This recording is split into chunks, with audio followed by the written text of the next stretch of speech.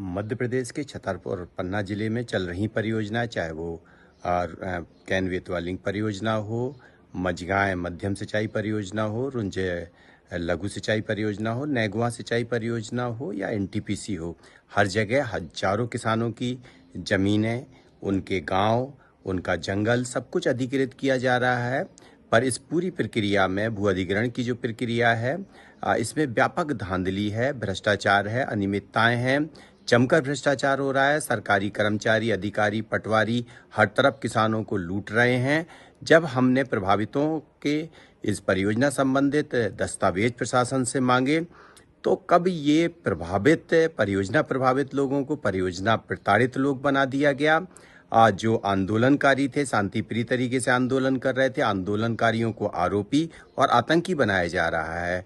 आप कैन वेतवा परियोजना ढोणन गांव हो, वहाँ पलकुआ गांव की लाइट काट दी गई है। ढोणन गांव में आदिवासियों को 2-3 दिन पहले जमकर उनके साथ मारपीट और प्रताड़ना दी गई, जिस कारण वहाँ पर एक आदिवासी युवक की मौत हो गई एक्सीडेंट में। चूँकि उसको काफ़ी मारपीट करके दहशत दी गई थी बुसौर गेट के पास, जिससे वो वहाँ रास्ते में टकरा गया। टकराने के बाद जब एम्बुलेंस बुलाई गई तो एम्बुलेंस अंदर नहीं आने दी। बड़ी मुश्किल से एम्बुलेंस अंदर आई तो एम्बुलेंस को बाहर निकलने नहीं दिया गया। 1 से 1.5 घंटे तक एम्बुलेंस लेट हुई। लेट पहुंचने के कारण वहाँ ढोणन के एक आदिवासी युवक की मृत्यु हो गई और 2 युवक, भागीरथ और एक और नाम है सुनील, शायद नाम है, वो झांसी में कोमा, जीवन और मृत्यु के बीच में संघर्ष कर रहे हैं। पलकुआ गांव की लाइट काट दी गई है, वहाँ पर खेती की लाइट काट दी गई है और घर जो उनके गांव की लाइट है वो भी पूरी तरह काट दी गई। उसकी डीपी उठा ले गए हैं। लोगों को वहाँ आंसू गैस के गोले फेंके जा रहे हैं। और जो लोग ढोणन में हनुमान कुटी है, हनुमान कुटी के पास में ही वहाँ पर जो उनकी भजन वगैरह कीर्तन होते थे, भोजशाला कहलाती थी, उस भोजशाला में पुलिस प्रशासन द्वारा आग लगा दी गई।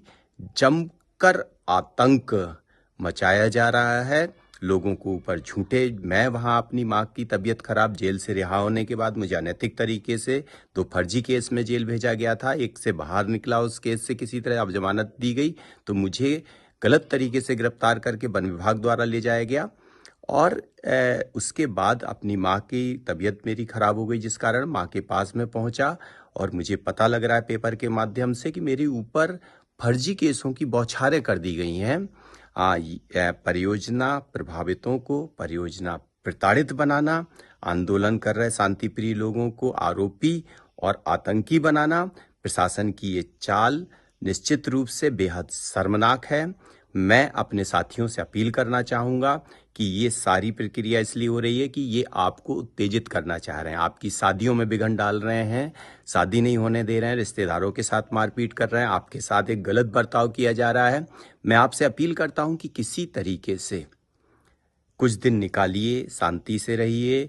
ये चाहते हैं कि आप उत्तेजित हों, आप छोटा सा कोई एक कंकड़ उठाएं जिससे ये पत्थर और वो चीज़ बना सकें। पिछली बार जो हमारा आंदोलन था, मैंने पत्रकार साथियों के विशेष आग्रह के बाद उस आंदोलन को स्थगित किया था। मैंने पत्रकार साथियों आपसे स्पष्ट रूप से कहा था कि ये कुछ नहीं करेंगे, ना सर्वे करेंगे, ना ये कागज देंगे, ना कुछ करेंगे। ये हम लोगों के ऊपर फर्जी केस लगाएंगे कि जिससे हम दोबारा आंदोलन ना कर सकें। और इन्होंने वही किया। आप लोगों ने आश्वासन दिया था, आपने ये कहा था कि कलेक्टर से आपकी बात हुई है, इस बार आपके साथ गलत नहीं होगा, ये आप लोगों की जिम्मेवारी है। लेकिन मैं देख रहा हूं कि पेपर में आ रहा है जो सदियों से गांव बसे हुए हैं, अतिक्रमण, उन गांव ने क्या अतिक्रमण किया है? किसी तरह का अतिक्रमण नहीं। इनकी भू अर्जन की पूरी प्रक्रिया दूषित है, फर्जी है, गलत है। अगर ये भू अर्जन की कोई भी एक धारा का नियमानुसार पालन बता दें तो इनके आंसू गैस पुलिस किसी को भेजने की जरूरत नहीं है। किसी एक प्रक्रिया का ये पालन करते हुए बता दें कि उन्होंने गांव में पालन किया है। मैं खुद खड़े खड़े 1 दिन के अंदर पूरे गांव खाली करा दूंगा और इनको गांव सौंप दूंगा, बगैर किसी पुलिस बल के, बिना किसी आंसू गैस के गोले के, बिना किसी प्रताड़ना के।